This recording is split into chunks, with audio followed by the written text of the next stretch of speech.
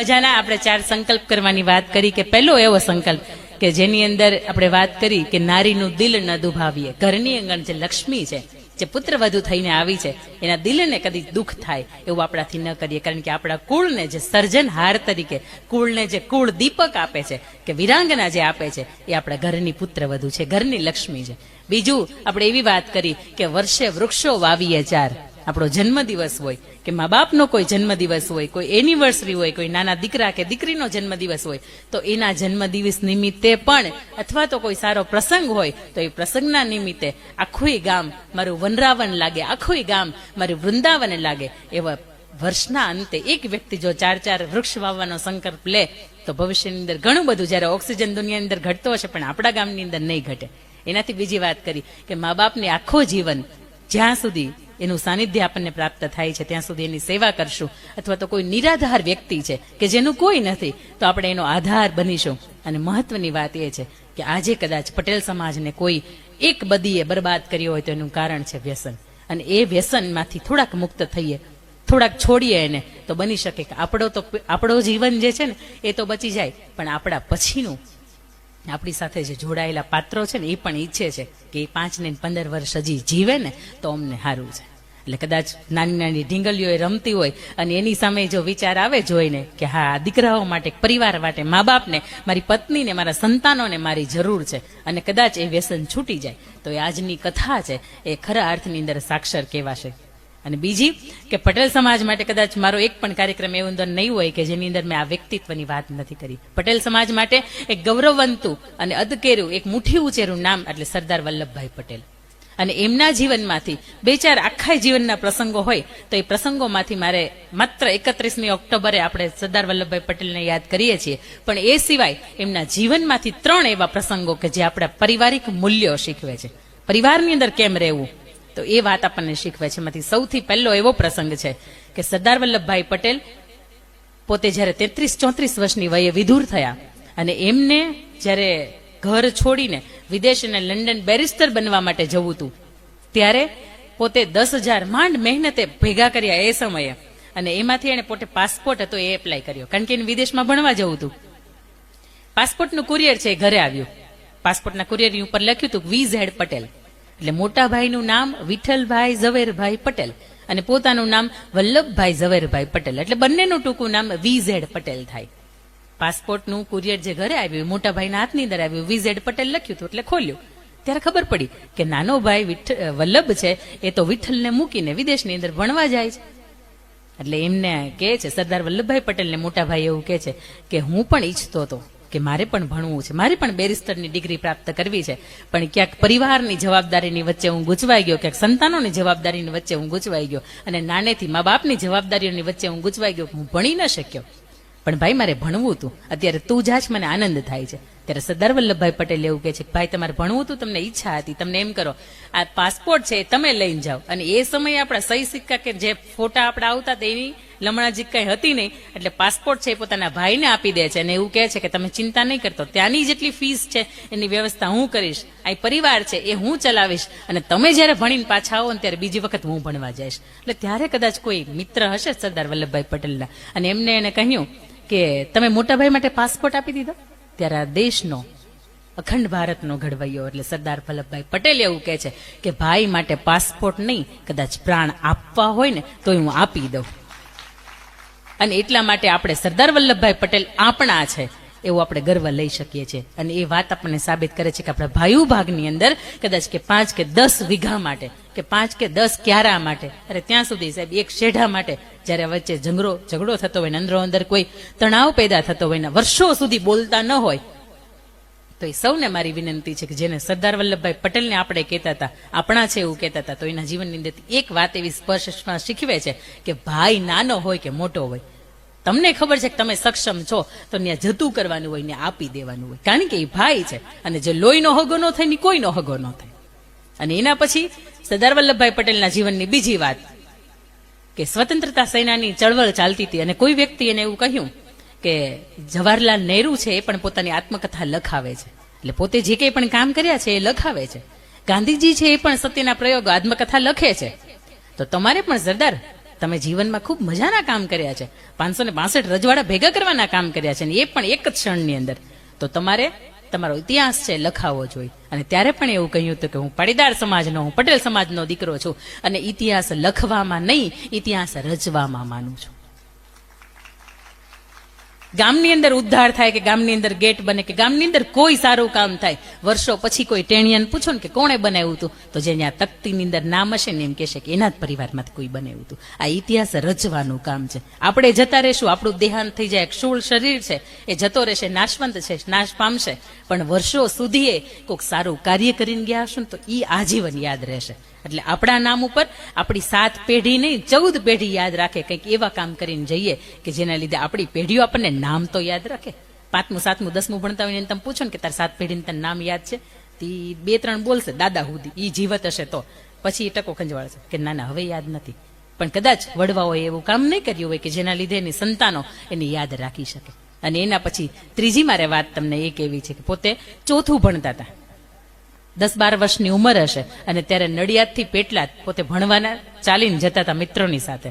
રસ્તામાં એક પથ્થર એમણે જોયો, એટલે એ પથ્થર ઉઠાવવા માટે, પથ્થરને ફેંકી દેવા માટે ઊભા રહી ગયા. મિત્રો આગળ જતા રહ્યા અને મિત્રોએ પૂછ્યું કે ત્યાં વલ્લભ કંઈક કરે છે, કારણ કે સરદાર નામ નહોતું લાગ્યું અને બહુ નાની ઉંમર હતી એમની, 4થું ભણતા હતા. એટલે એમના ત્યાં ઊભા રહ્યા 2-5 મિત્રો, જોયું કે પાછળથી આવ્યા અને એને પૂછ્યું કે વલ્લભ ત્યાં તું શું કરતો હતો?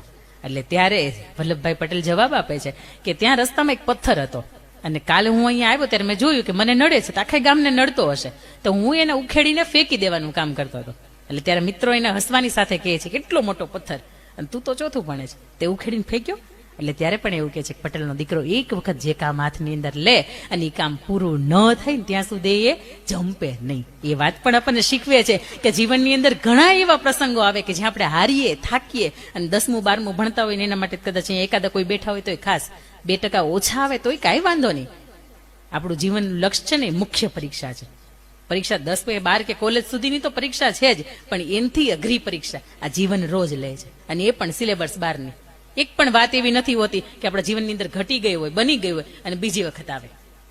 કોઈ સ્વજનનું દેહાંત થઈ જાય એ આપણા જીવનની પરીક્ષા છે. એમના ગયા પછી એમની હયાતીમાં કેવું જીવી શકીએ ને એમના ગયા પછી પણ કેવા જીવી શકીએ. એટલે સરદાર વલ્લભભાઈ પટેલને જો આપણે કહેતા હોય, આપણા કહેતા હોય, તો એનું કારણ એ છે કે એમની નિડરતા હતી, એમની ખાનદાની હતી, એમની ખમીરી હતી, એની અંદરનું કંઈક એવું સત્વ હતું કે આજે આપણને યાદ છે. અને એ કદાચ ગયા હતા ને ત્યારે ખિસ્સાની અંદર 300 રૂપિયા પૂરા નહોતા નીકળ્યા, એટલા માટે આજ ગુજરાત સરકાર, કેન્દ્ર સરકાર કદાચ એમને 3000 કરોડના ખર્ચે કેવડિયા કોલોનીઓ ઉભા રાખે છે.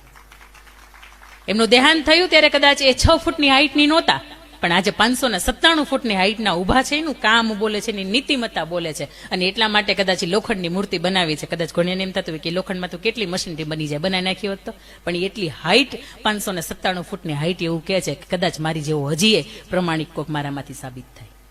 કદાચ જે કુટુંબ, જે પરિવાર, જે સમાજ મને એમ કહે છે કે આ તો અમારા છે, એમાંથી જ કદાચ કોઈ એવો ઉભો થાય કે જે દુનિયા માટે, આ દેશ માટે ખરા અર્થની અંદર પ્રામાણિકતાથી કામ કરે. અને એથી વિશેષ મારે જ્યારે તમને આગળ જવું છે ત્યારે સાવલિયા પરિવાર એટલે કે કેવો પરિવાર? જો મારી દ્રષ્ટિએ મંચ ઉપરથી, કથા મંચ ઉપરથી, મેં પવિત્ર મંચ ઉપરથી મેં હંમેશા આજ સુધીમાં એવું સાંભળ્યું છે કે સાવલિયા પરિવાર એટલે થોડોક કંજૂસ. સાંભળ્યું છે, જો છે કે નહીં મેં એનો અનુભવ નથી કર્યો, કારણ કે આજ બિપિનભાઈનું ઘરે હતી, મને ક્યાંય એવું નથી લાગ્યું. ઘણી વખત કોઈ કહેતા હોય, આપણને કોઈ એમ કહેતા હોય સૂર્ય બહુ મોટો ગોળ છે, એ તો નજીક જાય તો ખબર પડે કે કેવો છે. ચાંદામામાં ઠંડક છે, પણ ત્યાં જાવ ખબર પડે કે ત્યાં અંધારું છે, કંજવાળું છે. એટલે ઘણી વખત સમાજ કહેતો હશે, પણ બની શકે કે એમાં તથ્ય ન હોય. પૃથ્વી ગોળ છે, પણ એને માપવી પડે તો ખબર પડે. એટલે સાવલિયા પરિવાર એટલે કે કેવો પરિવાર?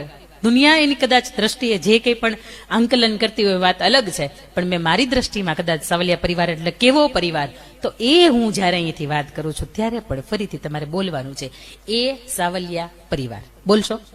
હવે એ હું નહીં બોલું, કારણ કે હું સાવલિયાની નથી, હું તો આંગણે આવી છું સાવલિયાને. એટલે જે સાવલિયા છે ને એ બોલશે.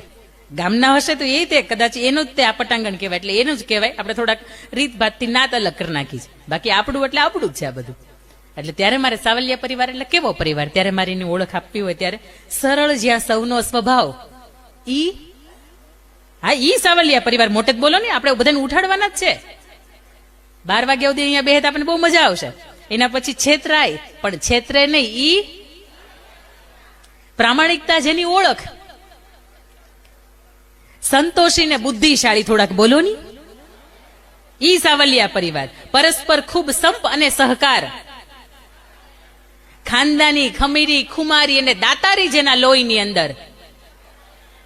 પરસેવો પાડીને જે ખાય. કોટા હુજમાં જેને કોઈ પૂગે નહીં. વડીલોનો પડ્યો બોલ ઝીલે.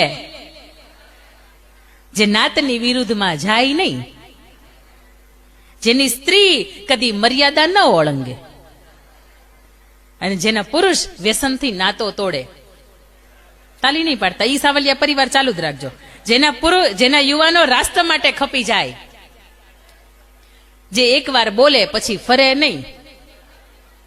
જે દિલ ખોલીને દાન આપે. અને જેની વાણી અને વર્તનમાં ભાર પડે. આ તમે બહુ કંજુસાઈ કરી, મોટેથી બોલવા લો. ઈ સાવલિયા પરિવાર. હા, આ તમારે છેક સુધી બોલવાનું હતું. અને સાવલિયા પરિવાર એટલે આપણે કણબીના છોરું. આપણે ધરતી માતાની સાથે રોજ રમવા વાળા, રોજ ભમવા વાળા, અને રોજ આપણા ગોઠણ છોલવા વાળા. નાનેથી કદાચ કોઈ એવું નથી માનતી કોઈ મોટા થઈ ગયા છે કે એના ગોઠણ આ જમીનની અરે નહીં ભટકાયા હોય, નહીં છોલાયા હોય. એટલે દાવી કવિ દાન અલગારીએ ખૂબ મજાના દુહાની અંદર વાત કરી છે કે કણબી એટલે કોણ. તો એ વાત કરતા કહે છે કે ઝાંઝવાના જળની પાછળ પડે નહીં, ઈ કણબીની જાત. અને કલ્પનાને ઘોડે ચડે નહીં, ઈ કણબીની જાત. કલ્પનાને ઘોડે ચડે નહીં, ઈ કણબીની જાત. પોતાની મહેનતના પરસેવાનું બનાવીને અમૃત આખી જિંદગીમાં કોઈ દી કોઈને નડે નહીં, ઈ કણબીની જાત. કવિ દાન અલગારી એટલે તખતદાન રોહડિયા. આખી જિંદગીમાં કદાચ કોઈ પટેલ સમાજ એટલે કોઈ એવો સમાજ, કણબી સમાજ એટલે કેવો સમાજ, એ વિશે કોઈ લખ્યું નહીં હોય. અને એ સમયે પોતાની મસ્તીમાં જીવનારા એવા કવિ હતા. એમણે જે 4 લાઈન લખી છે એ ખરા અર્થની અંદર એવું કહે છે કે કલ્પનાની અંદર જીવતો ન હોય ઈ મારો કણબી હોય, અને આખી જિંદગી કોઈને નડતો ન હોય ઈ મારો કણબી હોય. પોતાની જે મહેનત હોય ને એ કરીને એ ખાય. એને ખબર છે કે એક મુઠ્ઠી વાવીશ ને તો હજારો હાથવાળો દેવાવાળો છે, પણ મુઠ્ઠી વાવવાની જે મહેનત કરે છે ને ઈ કણબીની જાત. અને અહીંયા મજાના પટાંગણની અંદર આપણે ભેગા થયા છીએ ત્યારે મારે એક મજાની વાર્તાથી શરૂઆત કરવી છે. મારી વાત કદાચ વાર્તાથી જ શરૂઆત થતી હોય, અને વાર્તા એટલે સત્ય ઘટનાઓ હોય.